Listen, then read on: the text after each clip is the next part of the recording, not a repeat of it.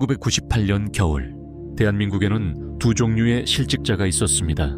신문에 실린 사람들과 신문에조차 실리지 않은 사람들, 회사를 그만두고 집으로 돌아온 사람들, 그리고 집으로 돌아오지 않은 사람들입니다. 당시 실종 신고가 접수됐지만 공개 수사로 이어지지 않은 사례들이 있었습니다. 그 이유는 단 하나였습니다. 그들의 이름 옆에 이런 문구가 적혀 있었기 때문입니다. 대북 접촉 경력자 분류. 이 말은 간첩이라는 뜻도 아니고 범죄자라는 의미도 아닙니다. 다만 과거에 한 번이라도 북한과 연결된 업무 혹은 그 주변에 닿아 있었던 민간인이라는 뜻입니다. 그리고 이 분류가 붙는 순간 그들의 실종은 사건이 아닌 관리 대상이 됩니다. IMF 외환 위기는 단순한 경제 위기만은 아니었습니다. 이 시기는 북한 문제의 방향이 조용히 바뀌던 시기이기도 했습니다. 1990년대 후반, 북한 내부 상황은 급격히 악화됐고 중국을 경유한 탈북이 눈에 띄게 늘기 시작합니다. 하지만 그때는 지금처럼 국가가 전면에 나서 탈북자를 관리하던 시기가 아니었습니다. 공식 시스템이 부족했던 만큼 그 빈자리는 민간이 채우고 있었습니다. 무역업자, 종교단체, 중국을 오가던 회사원들, 그리고 이름이 드러나지 않은 보조 인력들입니다. 이들은 탈북자를 직접 데려오지는 않았지만 돈을 전달했고 숙소를 연결했고 차량을 구했고 연락을 이어주었습니다. 그리고 대부분은 아주 평범한 직장인이었습니다. IMF로 회사가 무너지자 이 사람들을 보호하던 가장 큰 울타리도 함께 사라졌습니다. 명함이 없어졌고 출장 명령도 사라졌고 업무의 명분도 사라졌습니다. 하지만 과거의 기록은 사라지지 않았습니다. 중국 출입 기록, 대북 사업 관련 보고서, 비공식 접촉 메모, 이 모든 것이 개인의 이름 아래 조용히 남아 있었습니다. 그래서 퇴직 이후 이들은 가장 취약한 상태가 됩니다. 1990년대 중반, 한 중소무역회사 과장이 있었습니다.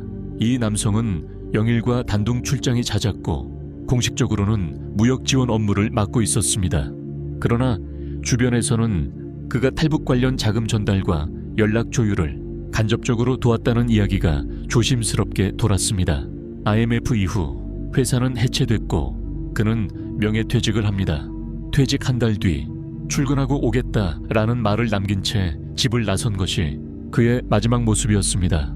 가족은 실종 신고를 했지만 사건은 커지지 않았습니다. 내부 기록에는 이렇게 남아 있었습니다. 대북 접촉 경력자, 관리 대상, 수사는 없었고 설명도 없었습니다. 이 시기 북한과 연결된 민간인들은 수사의 대상이 아니라 관리의 대상이었습니다. 도주인지, 제3국 체류인지, 신변 위협인지 명확하지 않아도 굳이 공개적으로 밝히지 않는 선택이 더 많았습니다. 왜냐하면 하나를 밝히면 10가지가 더 드러날 수 있기 때문입니다. 그래서 어떤 실종은 사건이 아니라 행정적 분류로만 남게 됐습니다. 2000년대 초 중국에 체류 중이던 한국인 남성이 귀국하지 않았습니다. 출국 기록은 있었지만 입국 기록은 없었습니다. 공식 서류에는 체류 미확인. 하지만 비공식 증언에 따르면 그는 탈북 루트에서 자금과 연락을 담당하던 보조 인력이었습니다. 그 역시 IMF 이후 직장을 잃었고 일을 끊지 못한 채 위험한 선에 머물러 있었습니다. 그의 생사는 지금까지도 확인되지 않았습니다.